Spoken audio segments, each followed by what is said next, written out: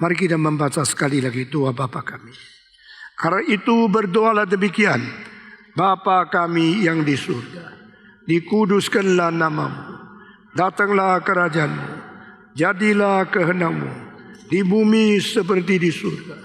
Berikanlah kami pada hari ini makanan kami yang secukupnya, dan ampunilah kami akan kesalahan kami, seperti kami juga mengampuni orang yang bersalah kepada kami. Dan janganlah membawa kami ke dalam pencobaan, tetapi lepaskan kami daripada yang jahat.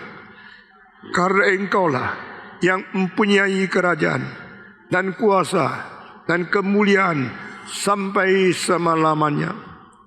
Amin. Mari kita berdoa sekali lagi.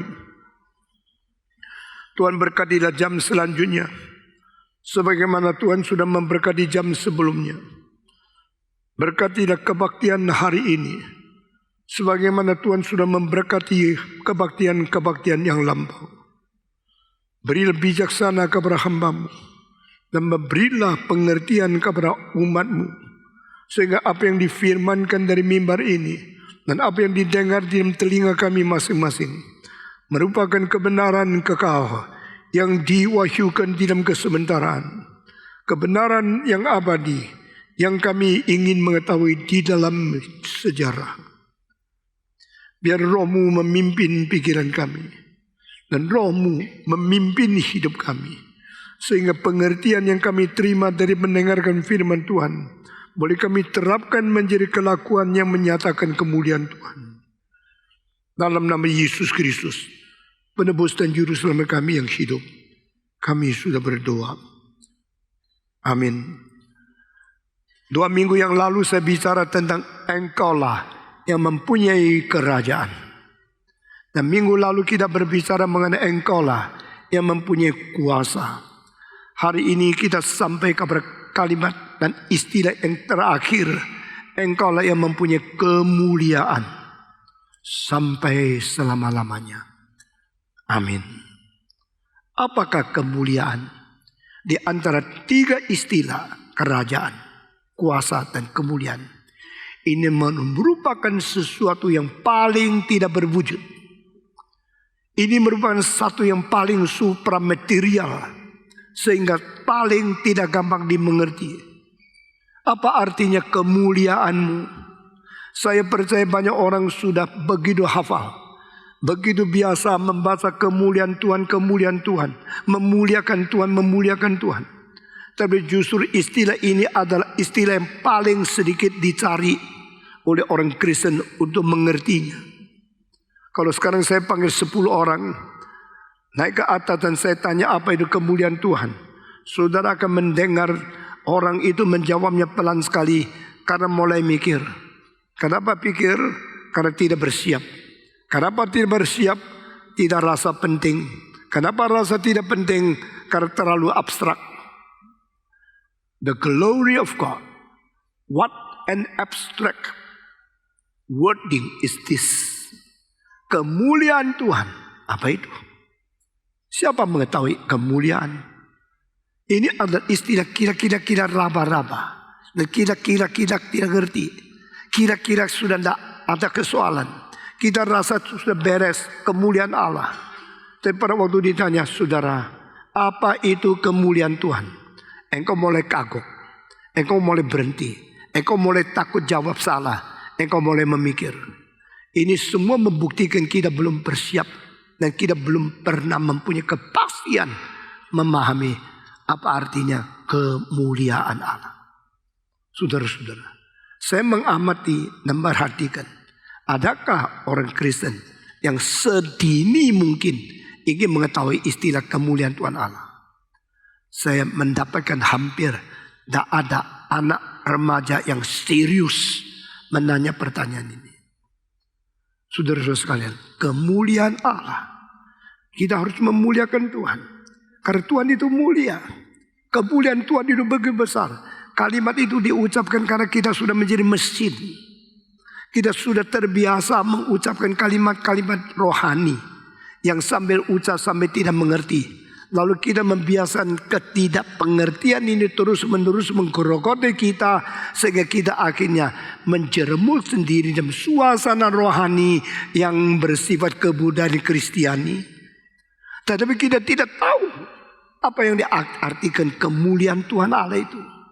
Kalau kita bicara mengenai kerajaan Allah, seperti mengetahui ada kuasa, ada raja, ada militer, ada pertahanan, ada wilayah, itu namanya raja, kerajaan. Kalau kita bicara mengenai kuasa, kita langsung mengerti ada militer, ada pemerintah, dan mempergunakan kuasa pemerintahan dan militernya untuk mentaklukkan mereka yang tidak taat.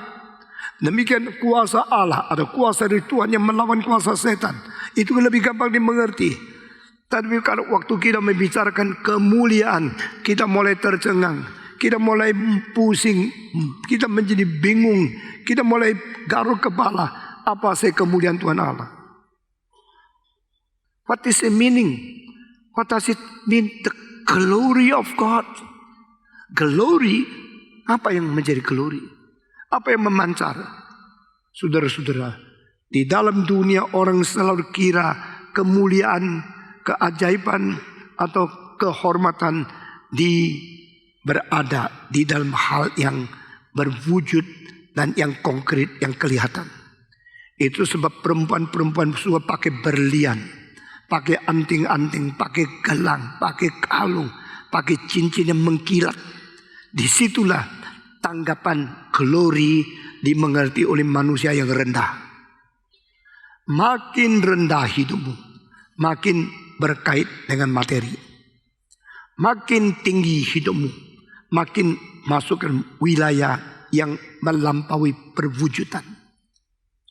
Ini satu dalil yang pelan-pelan engkau akan merasa benar, tapi umumnya engkau tidak rasa perlu begini. Siapa mulia kalau datang ke gereja pakai berkarat-karat berlian, pakai berpuluh-puluh gram emas, rantai yang mengkilap? Oh, itu adalah kemuliaan. Jikalau kita tidak mungkin mempunyai kemuliaan seperti itu, kita beli Swarovski, bagus juga. Kita beli intan bikinan manusia artificial. Kita bikin mutiara-mutiara yang palsu, kelihatan mulia juga. Jadi inilah manusia. Manusia menilai dan memberi definisi kemuliaan selalu dikaitkan dengan yang berwujud, dikaitkan yang kelihatan, dikaitkan yang konkret, dikaitkan harga daripada materi yang mahal itu. The more expensive material you have, the more glory you think you are, the more shining and glowing of your rings and your diamonds. You think you are more honorable.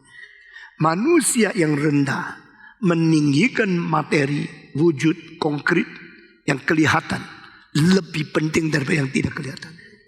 Saudara-saudara sekalian, kemuliaan itu dimengerti oleh orang kampung, yaitu yang mempunyai uang, mempunyai berlian, yang kaya. Dan terlalu banyak orang menikmati ini, maka banyak orang kaya menikmati kekayaan karena dia dipuji-puji. Sehingga uang itu dipertahankan. Kalau saya makin banyak uang, makin banyak berlian, saya makin mulia. Tetapi Alkitab Yesus mengatakan yang dihargai oleh manusia adalah yang dibenci oleh Allah. Saya takut. Saya takut di hadapan Tuhan, di dalam kerajaan Allah. Justru yang Tuhan paling menghina adalah orang paling kaya.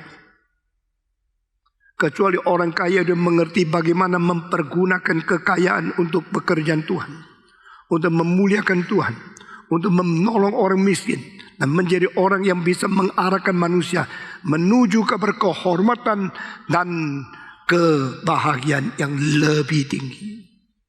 Saudara-saudara, saya mau tanya, di dalam sejarah berapa orang kaya yang diingat oleh orang sesudahnya? Di dalam generasi-generasi yang terus turun menurun, kita merayakan orang kaya dari zaman Sokrates. Tidak ada satu. Kita mengingat orang kaya, mengkagum-kagumi kekayaan mereka daripada zaman medieval. Tidak ada satu. Orang kaya hanya mendapatkan pujian daripada zamannya, daripada orang yang bersifat budak. Orang bersifat budak memperkayakan, menghormati orang kaya. Tapi setelah mereka mati, semua dilupakan. Baru mati tidak berapa tahun sudah dilupakan seluruh dunia. Kenapa? Kekayaan bukan hal yang paling bernilai. Tapi kalau saya tanya Abraham Lincoln, mereka tahu.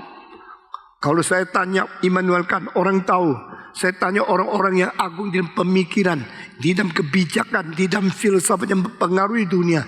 Orang-orang generasi muda-muda yang pernah belajar semua tahu.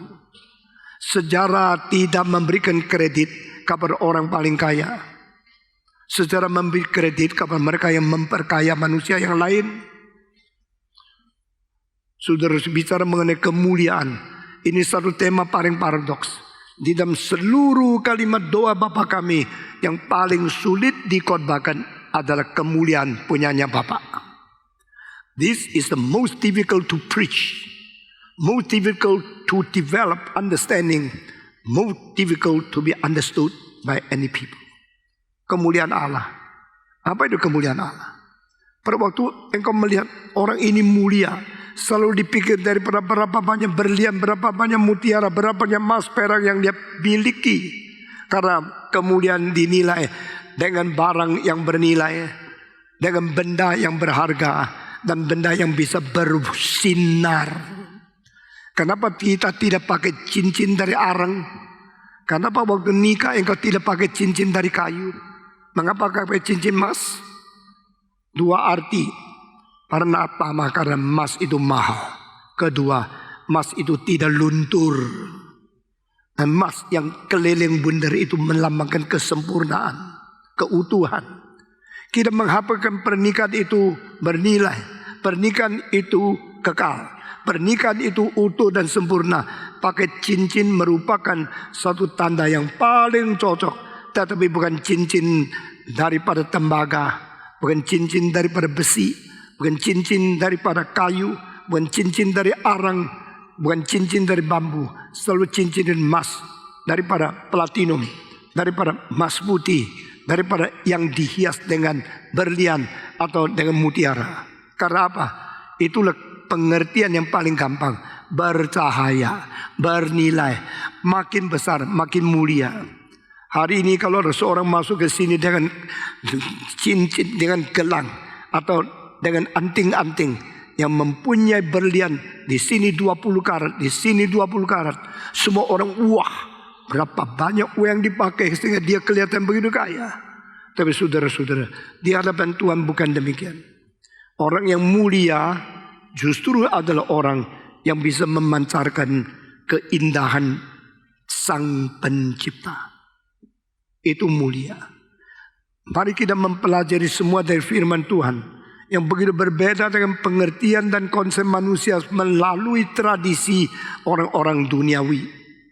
Saudara-saudara, makin duniawi, makin melihat materi. Makin rohani, makin mementingkan yang tidak kelihatan. Makin menjadi orang duniawi, makin melihat yang konkret dan yang bersifat materi. Yang makin dekat dengan Tuhan, melihat yang bersifat rohani dan tidak kelihatan secara jasmania.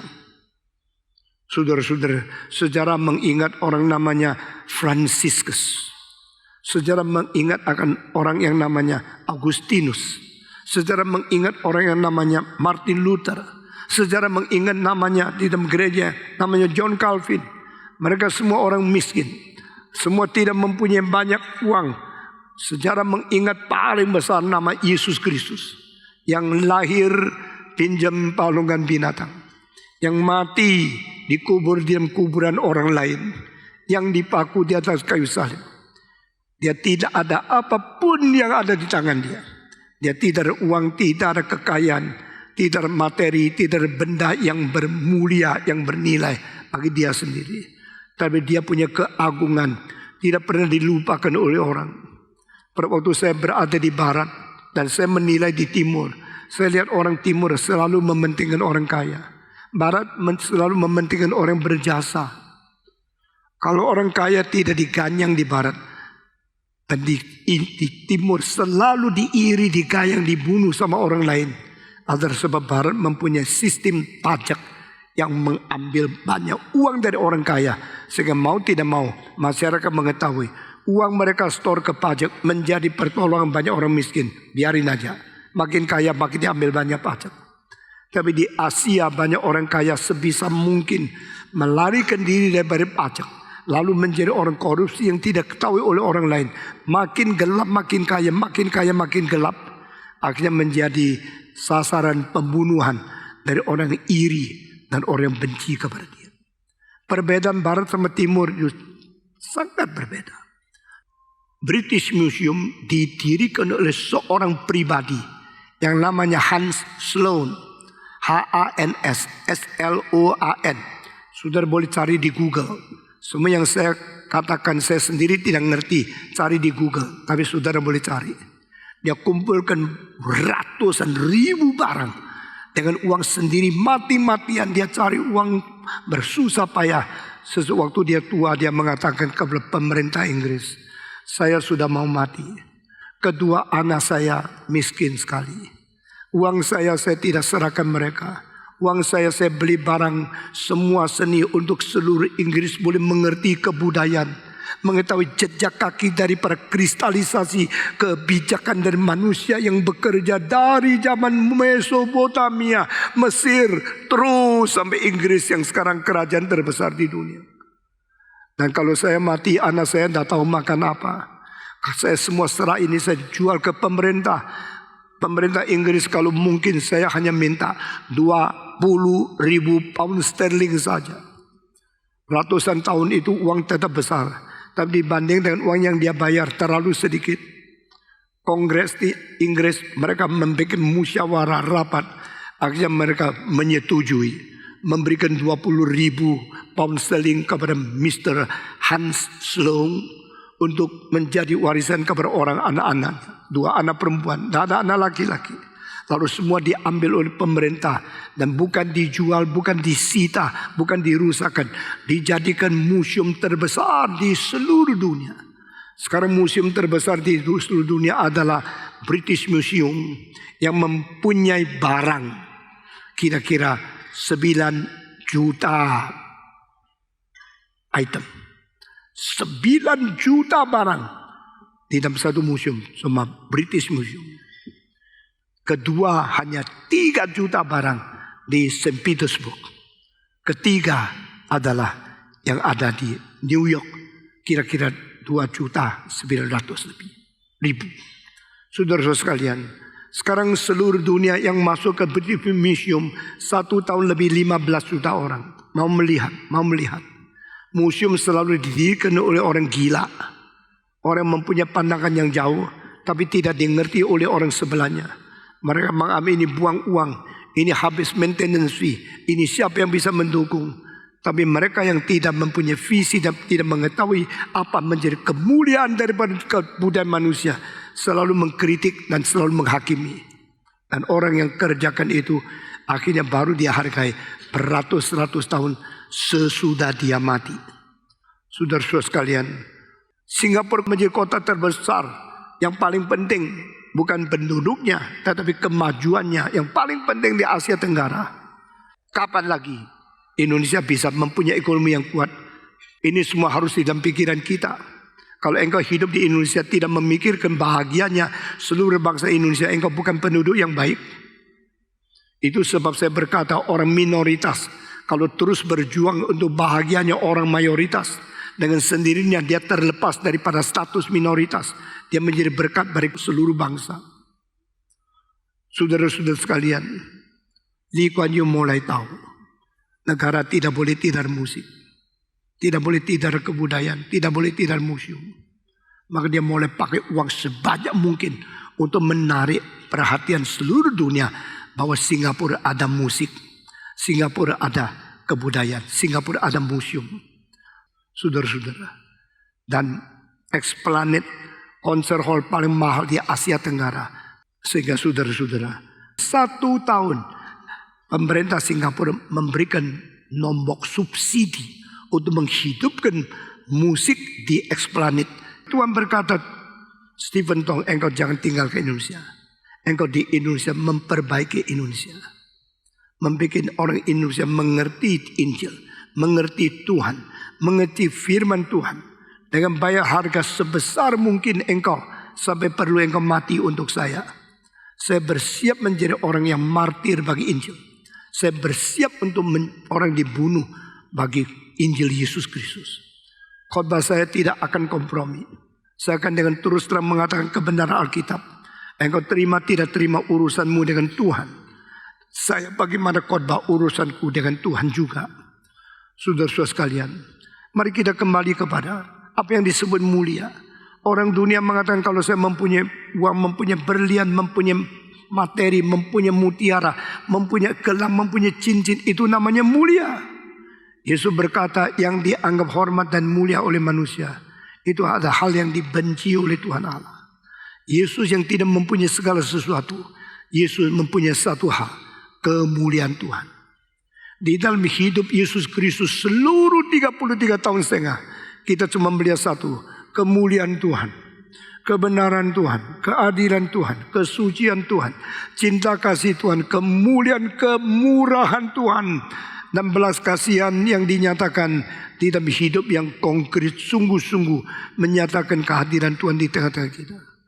Jesus is Emmanuel, God with us. Jesus is the Savior. Call him Jesus, because he is going to deliver his people out from sin. Berikan nama dia Yesus, karena dia akan melepaskan umatnya daripada dosa. Dia akan memuliakan Allah. Saudara-saudara, pada waktu saya mempersiapkan khotbah sampai kepada kalimat yang terakhir, engkau yang mempunyai kerajaan, kekuasaan dan kemuliaan. Saya mengetahui ini sulit dijelaskan, tapi saya mau tanya kepada engkau, mengapa berlian lebih mahal daripada kristal? Mengapa kristal lebih mahal daripada kaca? Mengapa kaca lebih mahal daripada arang? Hanya satu sebab, pemantulan cahaya besar yang mana, di situ dia lebih mahal. Saudara, kalau tidak ada uang beli berlian, engkau beli berlian yang dibikin di Amerika atau bikin di Rusia. Ini dua negara telah mencetak, membikin artificial diamond yang terkenal di dunia. Sedangkan yang natural diamond berada paling banyak adalah di Afrika Selatan. Saudara-saudara, diamond yang paling besar lebih 300 karat yang berada di London, pernah dipasang di atas kepala dari mahkota dari Raja Inggris. Tapi karena terlalu berat, sekarang ditaruh di London Tower yang dia berada di kepala Ratu Inggris. Tidak terlalu berat karena memang bagus, tapi terlalu berat pusing. Orang kaya memang biasanya pusing semua, 1, 2, 3. Orang kaya biasanya pusing karena kaya itu berat, bikin dia pikir tidak habis-habis. Yang paling tak pusing itu yang pinggir, yang tidur di bawah jembatan. Tidak pernah takut maling, mau curi apa? Tidak ada yang dicuri, tidak usah pusing. Saudara-saudara sekalian, mengapa berlian itu mahal? Dua hal. Berlian mempunyai kepadatan yang lebih tinggi daripada benda-benda yang lain. Kedua, berlian memanculkan cahaya lebih besar daripada yang lain.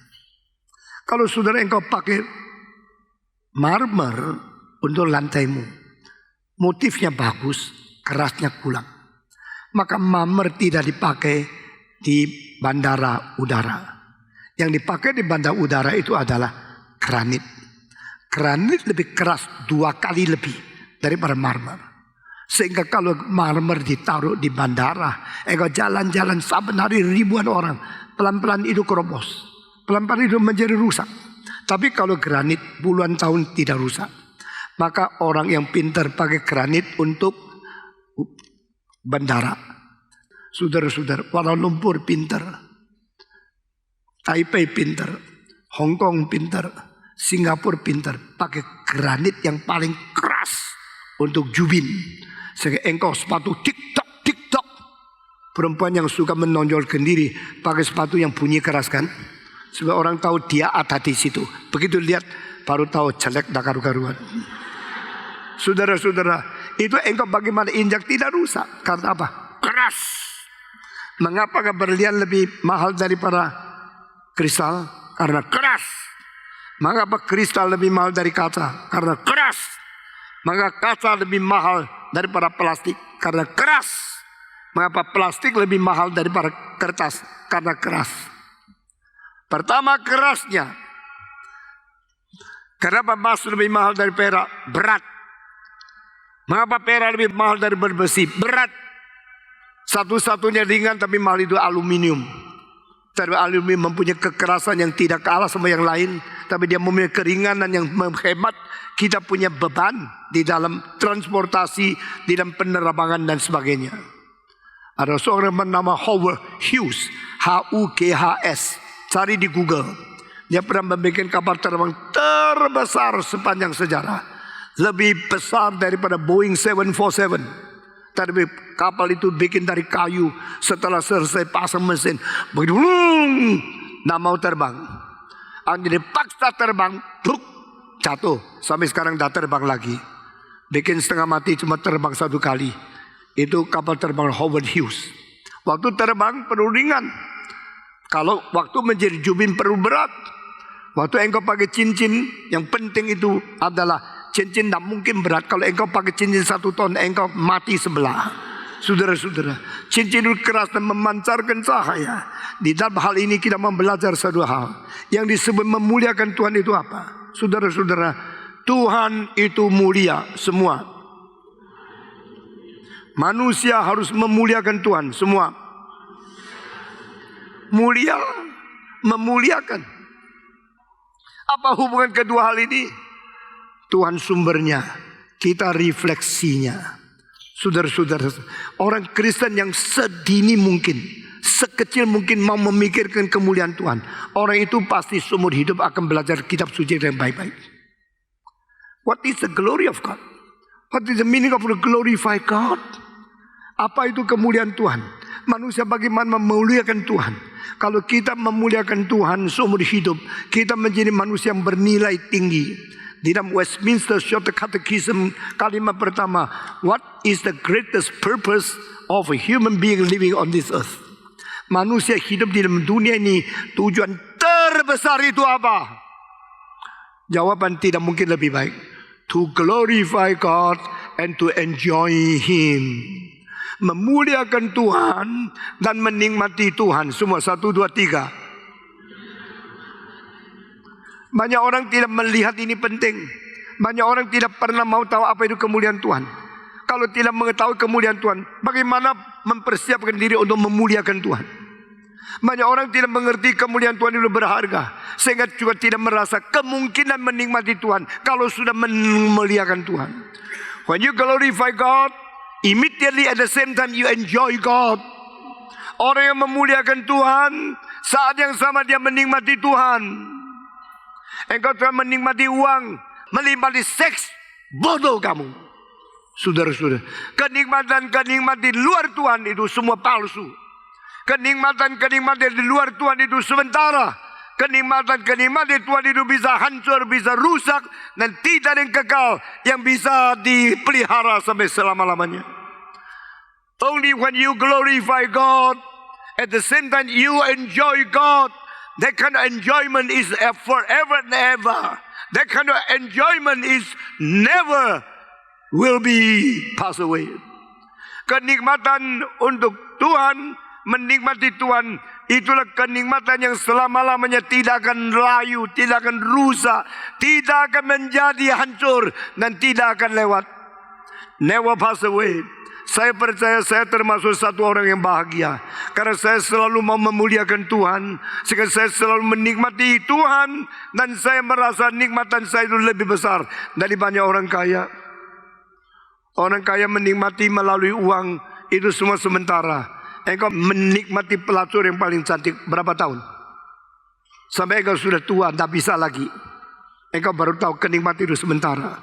Engkau menikmati cewek-cewek yang cantik sampai engkau mendapatkan penyakit sipilis, engkau tahu berhenti kenikmatan, bukan? Engkau menikmati berjudi, narkoba, itu semua kenikmatan yang sekaligus menghancurkan dirimu, tapi engkau tidak sadar. Thine is the glory. Karena kemuliaan punyamu sampai selama-lamanya. The everlasting enjoyment, the everlasting value is to know the glory and to understand how to glorify Him. Saudara-saudara sekalian, engkaulah mempunyai kemuliaan, engkaulah mempunyai kerajaan, engkaulah mempunyai kekuasaan sampai selama-lamanya. Orang yang menuntut kekekalan, Orang yang berbahagia dalam kekekalan, ketidakrusakan, itu orang berbahagia. Saudara-saudara, pada satu hari waktu kita tidak bisa menikmati lagi hidup materi di dalam kesehatan, kita bersyukur kita pernah memuliakan Tuhan. Pada satu hari kita tidak bisa lagi makan enak-enak, kita bersyukur kita mempunyai firman mengisi hati kita. Kenikmatan manusia itu bisa berhenti. Kenikmatan manusia itu terbatas.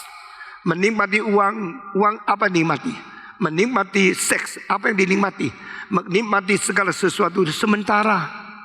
Tetapi saudara-saudara, menikmati hidup mengenal kemuliaan Tuhan. Menikmati hidup memuliakan Tuhan. Itu satu kenikmatan yang luar biasa, sempurna dan penghiburan yang tidak habis-habis. Saudara-saudara, di dalam gereja ini mempunyai kesempatan untuk mengabar Injil bersama dengan hamba-hamba Tuhan. Saudara-saudara, lalu melihat orang mendengar Injil, lalu maju ke depan menerima Tuhan Yesus. Sukacita itu tidak habis-habis. Bersyukurlah kita boleh menikmati Tuhan. Bersyukurlah kita boleh memuliakan Tuhan. Apa itu namanya kemuliaan? Kemuliaan adalah dari Tuhan sendiri. All the glory belong to you. Dan you are the God of glory, and you created us with glory and honor. Allah menciptakan manusia, memberikan kemuliaan dan kehormatan sebagai mahkota sifat manusia. The crown of human nature, the crown of human life is glory and honor.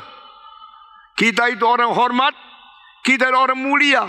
Bukan karena kaya, bukan karena berlian, bukan karena emas, bukan karena perak, bukan karena uang banyak.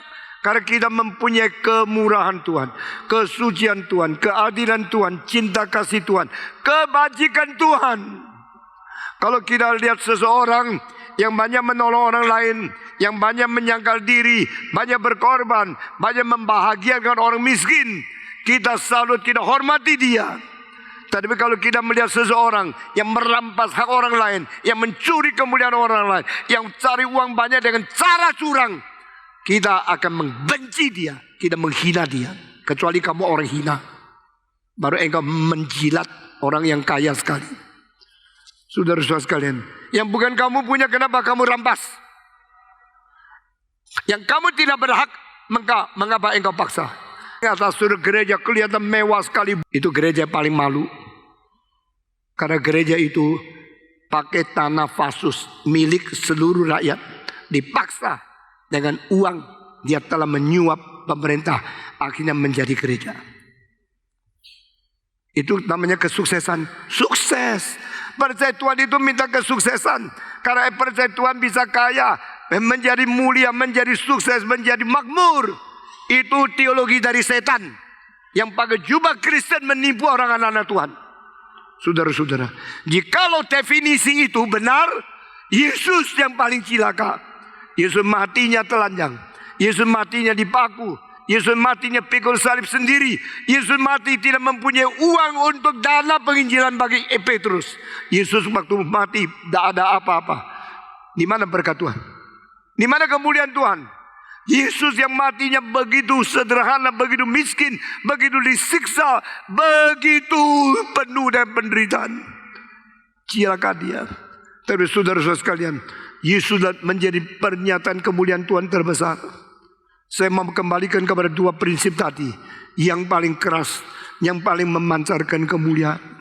Saudara-saudara sekalian, how to glorify our God? Solid inside and glowing outside. Bagaimana memuliakan Tuhan? Keras di dalam dirimu, dan di luar memancarkan cahaya mulia dari Tuhan. Ini memuliakan Tuhan. Saudara-saudara sekalian, berlian itu paling keras. Kalau engkau sekarang satu arloji yang kacanya kaca plastik, atau kacanya kaca biasa, atau kacanya ada Swarovski, atau kacanya ada kristal artificial, atau kacanya ada sapphire, atau kacanya tidak ada yang berlian. Arloji paling banyak pakai blue sapphire, menjadi kaca untuk bisa lihat akan jam berapa di dalamnya. Kalau pakai berlian terlalu berat, terlalu mahal, dan itu akan menjadi bahaya sekali. Saudara-saudara, dari plastik menjadi kristal artificial, menjadi sapphire, bertingkat-tingkat ini. Bagaimana saya tahu ROG-mu mahal atau tidak? Saya pakai satu alat tancapkan, langsung muncul lampu merahnya. Berapa lampu yang nyala saya tahu ROG-mu itu berapa mahal. Saudara-saudara, yang dari Sapphire bisa loncat sampai 5 lampu. Yang dari plastik 1 pun tidak. Yang dari kaca yang keras cuma 1 lampu. Semua benda ada ciri khasnya sendiri. Semua barang yang dicipta Tuhan itu ada ciri khas dari kualitas yang tidak bisa melarikan diri. Jadi engkau dari perak beratnya berapa? Dari emas berapa? Dari platinum berapa? Dari palladium berapa? Engkau daripada emas putih berapa? Emas rose gold berapa? Itu semua ada dalil kaitannya sendiri. Allah adalah Allah yang paling teliti. Allah yang tidak bisa ditipu. Allah adalah Allah yang mementingkan substansi lebih daripada fenomena di luar. Saudara-saudara, sama-sama ROG kerjaan emas. Ada yang cuma $30, ada yang 300 ribu, ada yang 3 juta. Karena apa? Mutunya berbeda. Kalau mutu berbeda, bisa diketahui dari mana? Daripada beratnya, daripada cahayanya, daripada substansi yang mempunyai ciri khas tersendiri yang tidak mungkin membohong orang lain. Saudara-saudara, ROG yang palsu tetap tulis kurungan 750, tapi beratnya tidak sampai 1/3. Itu emas palsu. Kalau emas asli 1 liter itu 16,9 kilo. Tapi kalau aluminium itu jauh lebih ringan. Kalau tembaga 8,7 kilo. Kalau besi 7,9 kilo 1 liter. Kalau ini dari emas pasti beratnya lain. Daripada besi beratnya lain. Tidak bisa ditipu. Saudara-saudara, demikian Tuhan melihat kekristenan. Orang Kristen dalamnya berbobot, dalamnya berisi. Dia itu bukan yang palsu tapi yang sungguh-sungguh. Saya membaca satu makalah pada tahun 70-an. Saya malu luar biasa. Tahun kalau tidak salah 1968, pemerintah Korea Selatan menemukan doktor palsu 900 lebih. Yang bukan doktor, yang tidak belajar doktor, yang tidak ada ijazah doktor, tidak ada ijazah pakai bagaimana? Beli pakai berapa ratus dolar. Lalu orang kirim doktor ke dia. Lalu dia pasang dia doktor. 900 lebih doktor itu yang ditemukan, diumumkan namanya. Akhirnya satu hal yang paling menakutkan itu terjadi. 580 doktor di antara 900 yang palsu. Itu pendeta Protestan. 580 fake doctors. Ada Protestant pastors di antara 900. Saya mau tanya kenapa sih? Kenapa dokter palsu banyak Protestan, banyak pendeta? Karena mereka minder.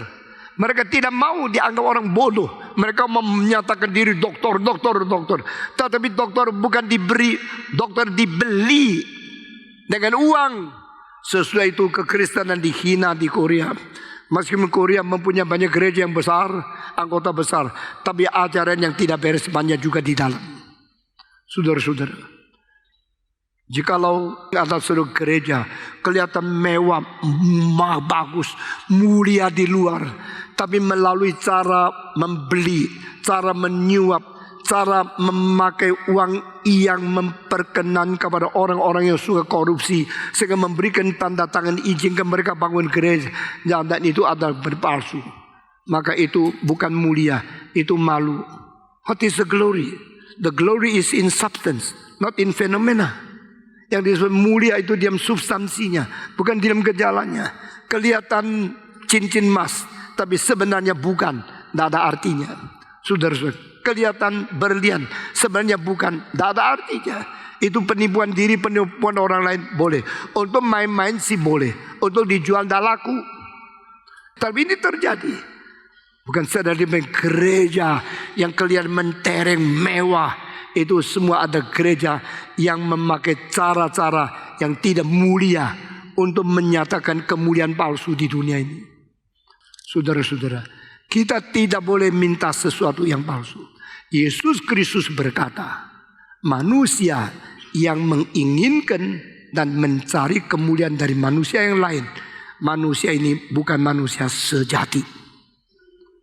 Wah, pada waktu saya umur belasan tahun, saya baca kitab suci sampai ayat itu saya gemetar.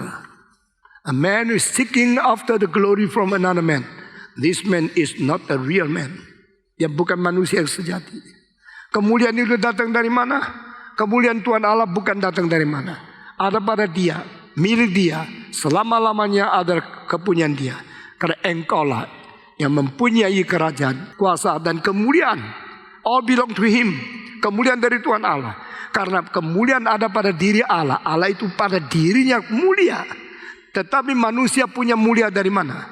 Manusia punya mulia yang asli dari peta teladan Allah. We are created after the image and the likeness of God. We are to be like God. We are to be like our Creator. Sehingga sebagaimana matahari bercahaya pada sendirinya, karena ada bahan yang membakar di dalamnya. Matahari untuk bercahaya 1 detik membakar 6 juta ton barang yang di dalamnya. Tapi matahari dibikin Tuhan begitu besar sehingga 100.000 tahun kemudian masih belum selesai pembakaran bahannya. Kita akan memiliki cahaya matahari terus menerus sampai Yesus Kristus datang kembali. Tidak usah khawatir, saudara-saudara. Tetapi cahaya dari bintang, kalau dia daripada bintang-bintang yang merefleksi cahaya dari matahari, itu bukan cahaya dia sendiri. Waktu engkau melihat matahari, itu cahaya dia sendiri. Waktu engkau melihat bulan, itu cahaya dari matahari yang merefleksi melalui bulan kepada kita. Pada waktu maksimal 8%. Pada waktu minimal mungkin tidak sampai 1%. Saudara-saudara, when you see moon, you are not seeing the light itself. You are seeing the reflection of the light of sun. Waktu engkau melihat matahari, engkau melihat cahaya itu sendiri. Demikian manusia hidup memuliakan Tuhan. Kemuliaan yang memancar daripada kita itu bukan dari kita. Kemuliaan daripada kita itu adalah refleksi melalui Tuhan datang kepada kita, menyatakan kemuliaan melalui kita. Orang Kristen yang memuliakan Tuhan bukan orang Kristen yang sendiri mempunyai kuasa dan cahaya mulia. Orang Kristen memuliakan Tuhan adalah orang Kristen meresap cahaya Tuhan dan merefleksikan. Berlian kalau ditemukan di Kalimantan tidak bisa menjadi berlian yang bagus. Berlian yang ditemukan di Afrika bisa bagus kalau diasah di Amsterdam. Amsterdam menjadi salah satu tempat yang mengasah, menggosok sampai berlian itu bisa mengeluarkan cahaya terbesar. Karena apa? Semua angle-nya, semua derajatnya, kalau berbeda cahayanya lain. Jadi orang Belanda semenjak zaman itu Spinoza yang menggosok kaca yang paling mahal untuk orang kaya. Orang Belanda sudah belajar bagaimana gosok kaca sehingga cahaya itu berefleksi yang paling besar. Demikian Tuhan menggosok hidup engkau, menggosok hidup saya, supaya kita menjadi kaca yang bisa merefleksikan kemuliaan Tuhan. Kalau satu berlian sebagai batu yang belum digosok, dia seperti batu yang lain, cuma lebih berat sedikit. Tapi kalau satu batu di dalamnya ada berlian digosok, yang gosok adalah yang hebatnya seperti Amsterdam, agar engkau menjadi satu kaca yang merefleksikan cahaya dengan potensi sebagai berlian. Itu kemudian akan memancar besar sekali dari kita. Mengapa Tuhan menggosok kita?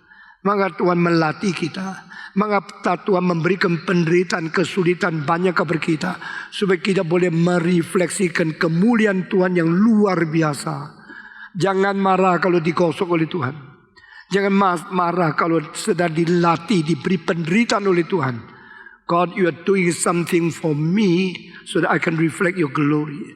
Memuliakan Tuhan. Saudara-saudara sekalian, waktu Yesus lahir, hidup bayi Yesus mulai berkait dengan istilah kemuliaan. Waktu Yesus lahir, pada malam itu malaikat berkata, "Glory to God in the highest, peace on earth for those who delighted by Him." Saudara-saudara sekalian, mulia bagi Allah di tempat yang maha tinggi. Waktu Yesus turun, pada waktu Yesus turun sampai paling rendah, itulah kemuliaan naik sampai paling tinggi. Ini ajaran Alkitab yang mengandung arti dalam sekali. Kalau seseorang berbobot, yang rela merendahkan diri, makin dia merendahkan diri, dia makin memuliakan Tuhan. Jikalau orang yang tidak berbobot makin mentinggikan diri, dia makin mempermalukan diri. Orang yang tidak jujur, yang tidak ada pengetahuan, maunya sombong, membual diri, mencongkakkan diri, makin dia membual, makin dia malu. Saudara-saudara, bedanya setan dengan Yesus Kristus adalah setan adalah yang rendah, ingin menjadi paling tinggi, akhirnya dirobohkan oleh Tuhan. Yesus Kristus adalah paling tinggi, merendahkan diri, akhirnya diangkat tinggi oleh Tuhan. This is different between the Son of God and the son of the darkness. Saudara-saudara, Yesus Kristus meskipun sama seperti Allah, tapi dia rela mengkosongkan diri, akhirnya Allah mengangkat dia tinggi, lebih tinggi dari nama siapapun. Ini Alkitab Filipi pasal kedua. Ini Alkitab dari Kolose pasal ke-1. Christ who humble himself, kenosis, empty himself until become a man, born in the manger. Yesus menjadi manusia, turun dari surga sampai lahir di dalam palungan. Tuhan meninggikan dia lebih tinggi daripada semua malaikat, lebih tinggi daripada semua yang paling tinggi kecuali Allah sendiri. Tuhan meninggikan dia. Saudara-saudara, itu namanya kemuliaan bukan dari manusia. Begitu banyak orang ingin kemuliaan dari manusia. Kalau dipuji orang senang, kalau diangkat oleh presiden senang, kalau diakui oleh sekolah yang tertinggi senang. Nah, kalau tidak pakai uang cari yang kedua, yang palsu supaya kelihatan tinggi. Ada apa engkau mencari kemuliaan dari manusia? Jika engkau mengerti kalimat Yesus, barang siapa mencari kemuliaan dari manusia, orang ini bukan orang sejati. Tuhan tidak akan ingat kamu, kemudian kau raih juga tidak bernilai. Dan apa yang menjadi terkenalnya kamu itu akan segera dihancurkan oleh zaman yang lain. Saya sering memberikan contoh. Ayah dari Felix Mendelssohn Bartholdy adalah seorang filosof. Namanya Moses Mendelssohn. Lalu itu engkongnya. Anaknya adalah namanya Abraham Mendelssohn. Cucunya adalah Felix Mendelssohn Bartholdy. Engkong filosof, papa tangkir, anak musikus. Sekarang kalau saya tanya, siapa pernah mendengar nama Moses Mendelssohn? Coba angkat tangan.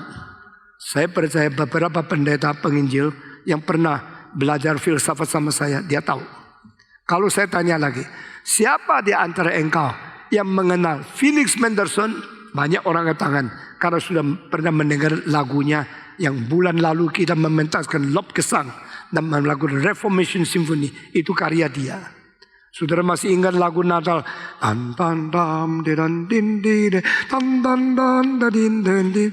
Ingat? Itu lagu yang begitu indah ditulis oleh dia. Tapi dia sampai mati mengatakan lagu itu tidak layak menjadi lagu memuji Tuhan. Rendah hati seperti ini. Siapa bisa menulis lagu seindah itu? Tapi kenapa dia begitu rendah hati? Karena dia tidak pernah mau memuliakan diri. Kalau saya tanya Moses Mendelssohn, mungkin berapa orang tahu? Kalau saya tanya Felix Mendelssohn, mungkin banyak orang tahu. Kalau saya tanya, siapa di antara kamu mengatakan Abraham Mendelssohn? Coba angkat tangan. Tidak ada orang tahu. Kenapa? Dia paling kaya, paling tidak diingat. Anaknya paling miskin, paling diingat. Karena anaknya menjadi berkat bagi beratus-ratus juta manusia. Karena musiknya. Saudara-saudara sekalian, dunia selalu tidak mengingat orang yang paling hormat dan kaya. Khususnya mereka yang hanya mementingkan diri. Dunia selalu mengingat orang yang rela mengkorbankan diri menjadi berkat bagi manusia umat yang lain. Karena mereka menyangkal diri. Yesus Kristus mendapatkan kalimat pertama, glory to God in the highest. Karena dia come down, descend to be the humblest, lowest, even in the manger, di dalam kandang binatang. Yesus makin merendahkan diri, malaikat makin memuliakan dia. Kedua kali pemuliaan itu adalah daripada Tuhan untuk mengatakan, this is my son, my only begotten son. Listen to him. Inilah anakku yang ku berkenan, dengarlah kabar dia. Yesus tidak pernah memuliakan diri. Yesus memuliakan Tuhan. Dan kemuliaan yang diberikan Yesus kepada Tuhan adalah melalui penyangkalan, penderitaan, melalui pengabdian yang sungguh-sungguh berkorban. Sehingga Tuhan mengatakan, "This is my son, listen to him." Dua kali, satu kali waktu dia dibaptiskan, satu kali lagi pada waktu dia berubah transfigurasi di atas gunung, di mana Petrus, Yohanes, Yakobus melihat dengan mata mereka sendiri. Moses, Musa dan Elias bernyatakan diri beserta Yesus Kristus. Selain itu, satu kalimat Yesus berkata, "Oh Father, glorify your Son, as your Son have already glorified your name." Bapa, muliakanlah anakmu, sebagaimana anakmu sudah memuliakan namamu, ya Allah Bapa. Langsung ada suara keras berkata, "I have glorified, I will glorify again." Aku sudah memuliakan dan aku akan memuliakan lagi. Mengapa begitu spontan? Langsung dijawab SMS-nya. Mengapa Yesus baru ngomong langsung suara Allah menjawab kepada dia, "Aku sudah memuliakan, aku akan memuliakan lagi namaku." Melalui siapa? Melalui Yesus Kristus. Ingat, Yesus tidak minta dipermuliakan oleh Herodes. Yesus tidak minta dipermuliakan oleh Pilatus. Yesus tidak diminta untuk dipermuliakan oleh Kayafas. Yesus tidak pernah minta kemuliaan daripada manusia. He never seek after the glory from man. Sesuai dengan kalimat dia, glory bukan dari manusia. Saudara-saudara, kemuliaan itu ada 3 sumber. Pertama dari manusia, kedua dari setan, ketiga dari Allah. Dari setan ada investasi yang bikin engkau senang. Sesudah itu seluruh kerohanianmu dihancurkan dan nama Tuhan dihancurkan sekaligus. Kemuliaan dari setan harus kita tolak. Yesus menolak segala sesuatu penawan daripada kekayaan, kemuliaan, kuasa dan segala materi daripada dunia. Nyala engkau. I have nothing to do with you. Do not seduct me with the glory of this world. Yesus menolak semua penawaran kemuliaan daripada dunia. Kemuliaan kedua dari berdiri manusia. 2 macam. Yang bikin sendiri atau minta orang kasih. Begitu banyak orang minta kemuliaan dari orang kasih. Begitu banyak mencari kemuliaan kehormatan yang palsu. Karena mereka tidak mau membayar harga. Mereka maunya terima begitu saja. Bagi Yesus Kristus tidak berarti. Kemuliaan dari Tuhan Allah, inilah yang dikata Yesus. Glorify your Son, Father, as what He had already glorified me. Kalau engkau selalu memuliakan nama Allah, engkau berhak minta doa Tuhan memuliakan namamu.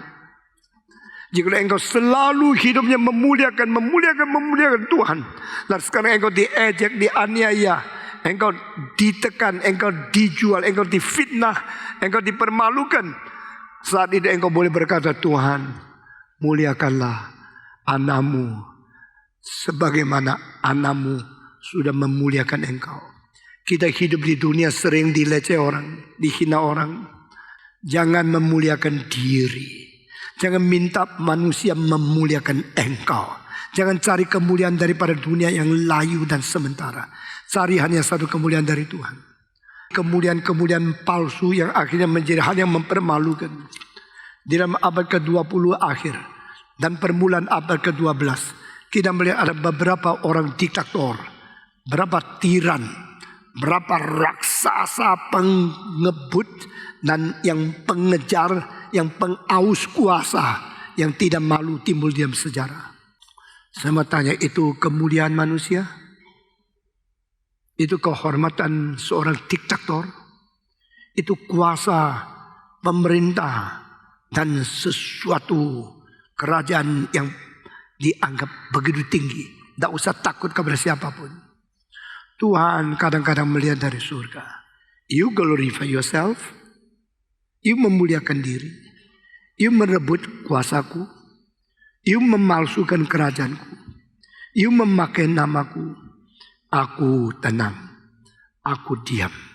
Aku tidak mengganggu engkau. sampai Engkau sendiri menyatakan kemuliaan-Mu itu kemuliaan yang fana, yang palsu, yang akan hancur. Saudara-saudara, mari kita membandingkan semua hidup manusia di dunia ini. Bandingkan yang paling memuliakan diri, bandingkan yang paling merendahkan diri. Yang paling memuliakan diri banyak diktator. Yang paling merendahkan diri hanya satu, Yesus Kristus. Yesus Kristus yang lahir pakai palungan binatang. Mati pinjam kuburan daripada Yusuf Arimatia. Yesus yang turun dari surga tidak membawa segala kuasa kemuliaan untuk mentakut-takuti manusia. Dia menjadi manusia yang begitu remeh, begitu hina, begitu diejek-ejek, difitnah, diumpat, dihina, dipaku di atas kayu salib. Tuhan berkata, aku akan memuliakan namaku lebih dari ini lagi. Waktu Yesus merendahkan diri, kemuliaan Allah dinyatakan pada waktu dia dilahirkan di palungan. Waktu Yesus dipaku di atas kayu salib, secara manusia dia paling malu. Mungkin dia ditelanjangi seluruhnya, dipermalukan oleh orang, digantung di tempat sebuah orang lewat melihat jalan dengan 3 macam bahasa. Inilah Raja Yahudi. Orang dipermalukan seperti ini, Tuhan Allah berkata, "This is my glory." Ini kemuliaanku.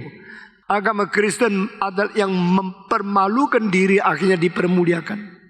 Allah yang paling tinggi menjadi manusia yang paling hina.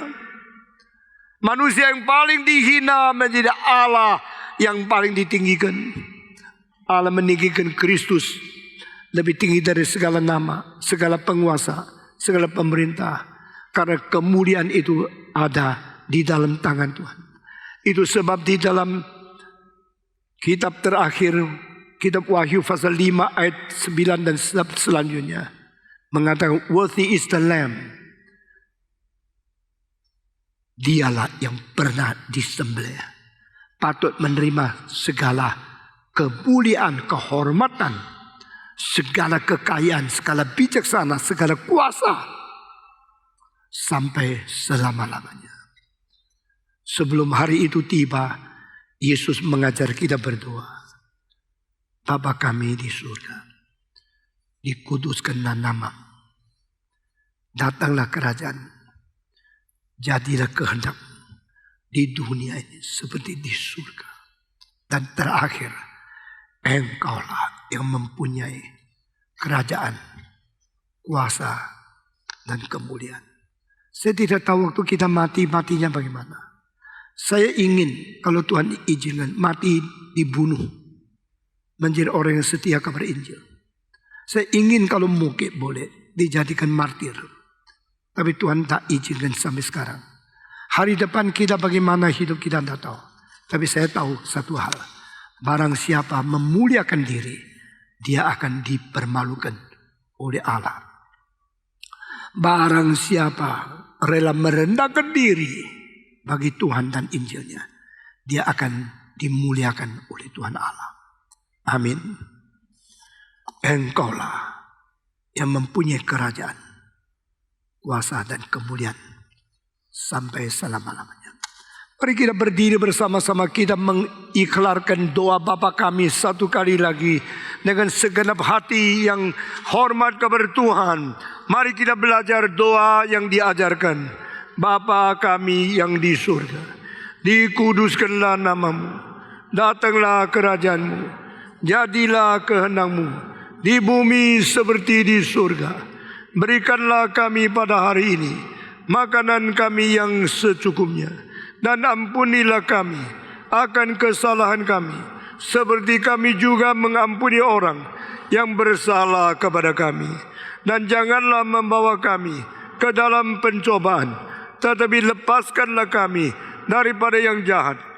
Karena Engkaulah yang mempunyai kerajaan dan kuasa dan kemuliaan sampai selama-lamanya. Amin.